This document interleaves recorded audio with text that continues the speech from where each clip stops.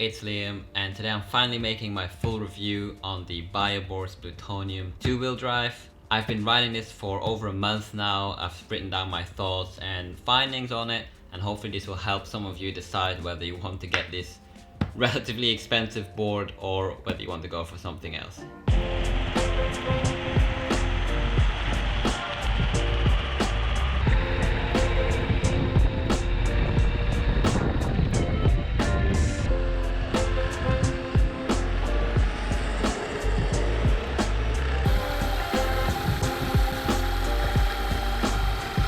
So let's start with the look and the exterior of the board.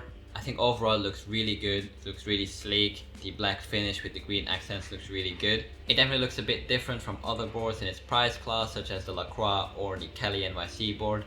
Both of those go for a bit more of the mountain board type look, whereas the Bioboards with its Lanyard Evo inspired deck is more similar to a normal longboard. Of course it's a lot bigger and a lot wider, and you can definitely tell it's not a regular longboard, but it kind of sticks to that look a bit more. As I mentioned, the deck is inspired by the Lanyard Evo deck, which was used in the previous version of the Bioboards, the Uranium. However, this new deck is a lot wider than a regular Lanyard deck. It provides a very wide platform for your feet so you can really feel stable at high speeds. I do think the deck could have had more concave. It's a relatively flat deck, which means it's not as good for carving and just general maneuverability. On that same note, I also feel like the very wide platform, whilst good for stability, does make it so it's sometimes harder to turn the board. Especially if you have smaller feet, for example, you might have to shuffle around your feet to the edges if you want to make a sharper turn. As the deck has been made wider, it's also been made longer. So I believe it's been extended from 40 inches on the previous model to 46 inches. With my length of 1 meter and 75 centimeters, this deck is actually almost too long for me. I believe I could have preferred a 40-inch deck, and maybe that would have been a bit more comfortable, because if I want to stand really front to back stance on this for optimal stability, I really have to spread my legs quite wide. I think for most of you that won't be a problem, but it just depends on how you like to ride and how you like to stand on your board. It's not too long, but it's on the verge of it, in my opinion.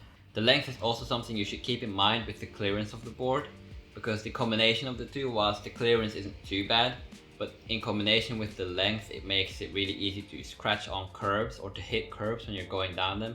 So just be careful of that. On that note, I also want to mention that I've noticed the outer shell of the enclosure is not super strong from my experience. I've actually had 2 instances where the outer shell actually broke and came off, exposing the fiberglass of the enclosure, which is not great, so I had to patch that up with some epoxy or something.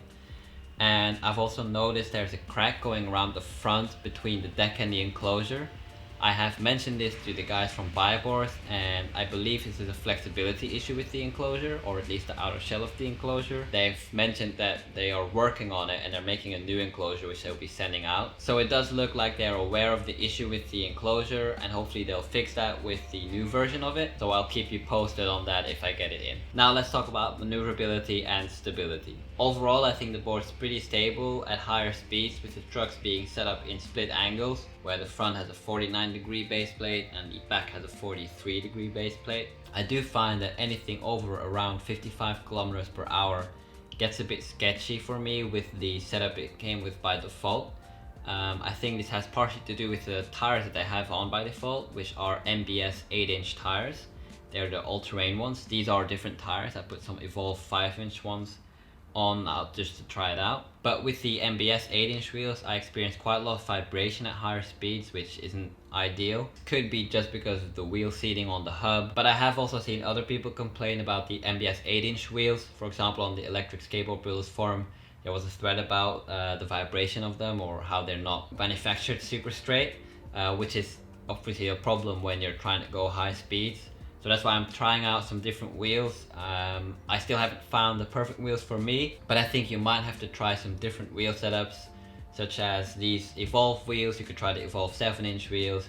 You could even try the LaCroix wheels. I believe they all fit on these MBS hubs that are on this board. They're the 3.75-inch hubs, and I think they fit most e-skate tires that are on the market. As I mentioned before, with the length of the board and just what this board is actually made for.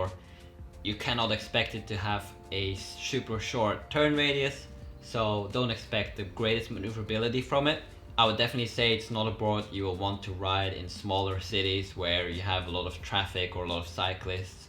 It's really more of a long range cruiser, which you probably expected, but I just wanted to mention that anyways.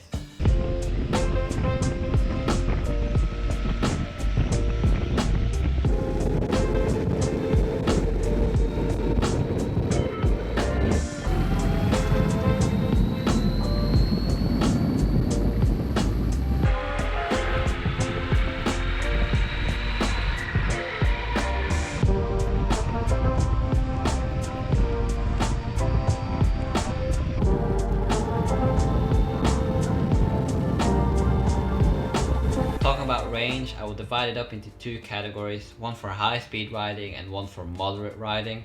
With high speed riding at around 45 kilometers per hour and up continuously, I have been able to get between 40 and 50 kilometers of range out of this board, and then it was almost dead, so I had like 5 to 10% left on the battery. With more moderate riding at around 30 kilometers per hour continuously, I have been able to get 40 kilometers of range, and then I had 30% left, which if you make the calculation, you should be able to get around 60 kilometers of range, which is plenty for me. If you're going even slower, let's say 20 to 25 kilometers per hour, I'm sure you can hit the 80 kilometer per hour mark that they put kind of on the website as an example. But of course it all depends on how you ride and where you ride.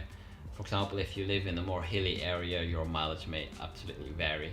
Now on to speed and power. I think there is plenty of torque on this two-wheel drive version. I definitely do not need four-wheel drive because the area I live in is really flat. I don't really have any hills. Even if you're already going 30-40 kilometers per hour, there is still plenty of torque to throw you off the board, so definitely be careful with that. I can also say that the drivetrain on this, the gear drive from 3D Surfaces, is really quiet.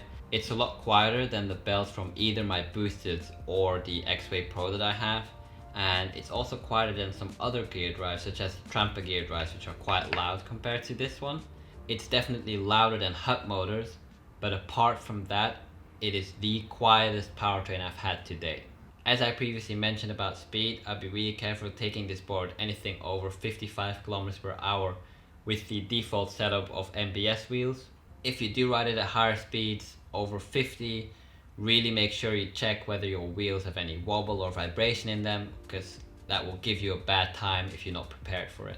Lastly, I want to mention some nice features and some notes on this board. First of all, the Vega screen on the top is really nice to have to check your range, first of all, but also to do a quick speed check when you're riding. I think it's a lot more useful than having it on the remote, so I'm really happy to have this. Secondly, I have the FlipSky VX1 remote, which is a thumb remote. It's the most similar to what I'm used to, such as the boosted remote and the X-Way remote. But you can also get the Hoyt Street Puck remote or the APS trigger remote. It just depends on your preference. And really you can pair any remote to this board. I also want to mention that I really see this board as more of a leisure board. And with that I mean I'm not going to take this board out to the grocery store or anything. For that it's just not practical. If you want something more practical, you should look at something more lightweight, because carrying this up and down stairs or anything like that really is not pleasant. Lastly, I want to mention that of course it is quite a pricey board at over $3,000 US, so it's definitely not something for a beginner to get or as a first board. I do really think this is more a board for enthusiasts and experienced riders in the Eastgate community. Alright guys, that's it for my review of the Bioboards Plutonium. Let me know in the comments what you think of this board, if you're going to get it, and if you have any more questions, I'll try and answer them as best as I can. And I'll see you guys in the next video.